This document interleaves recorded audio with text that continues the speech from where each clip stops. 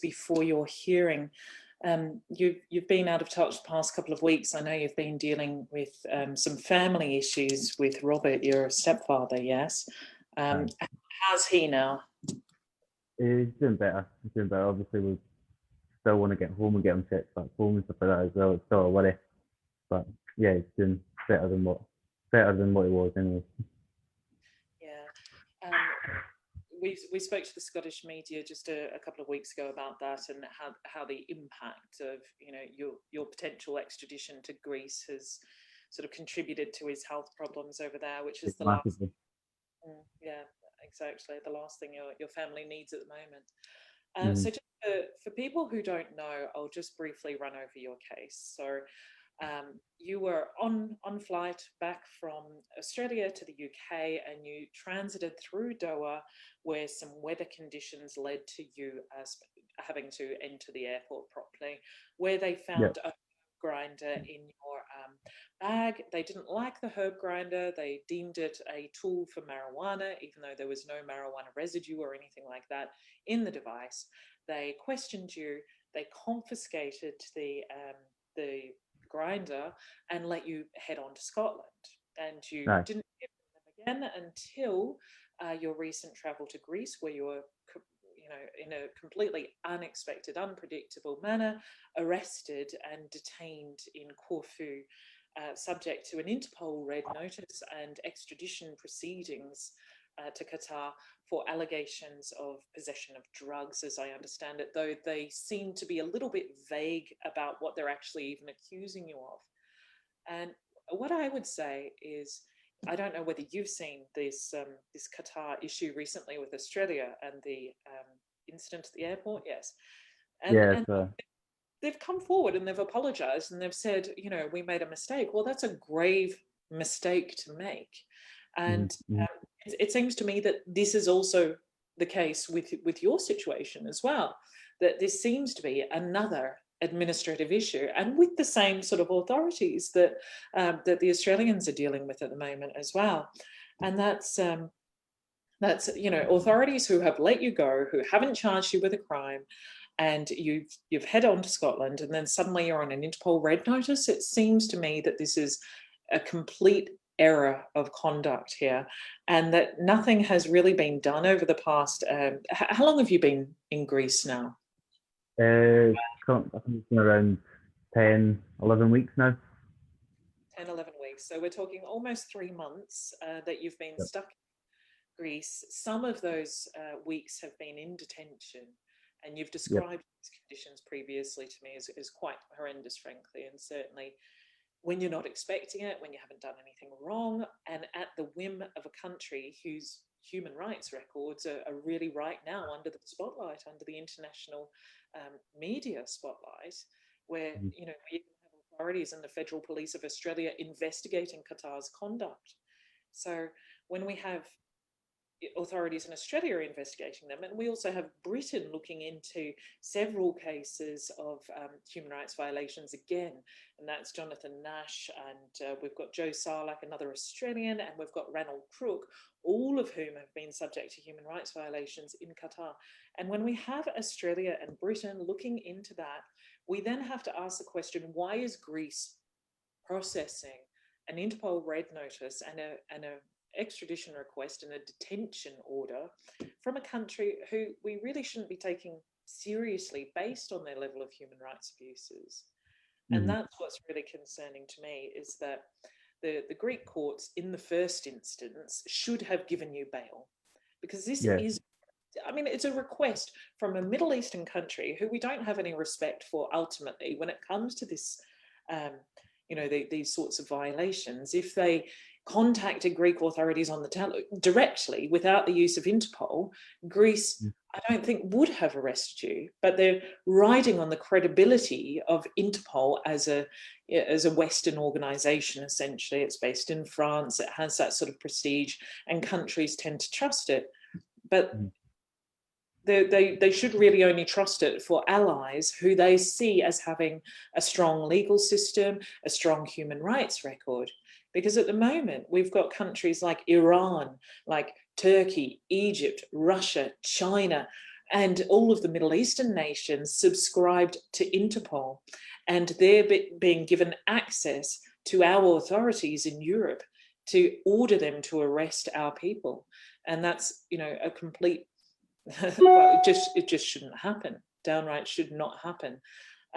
So Greece should have in step at the moment, it should be looking at what are we going to do to safeguard people in the future against arrests that are demanded by Middle Eastern countries who might have a dubious human rights record. But also, there are EU provisions in law that people, Europeans, British, cannot, or anyone, frankly, in Europe who's arrested on the basis of an extradition request, cannot be extradited to a country where their human rights might be violated. And it's the same in the UK.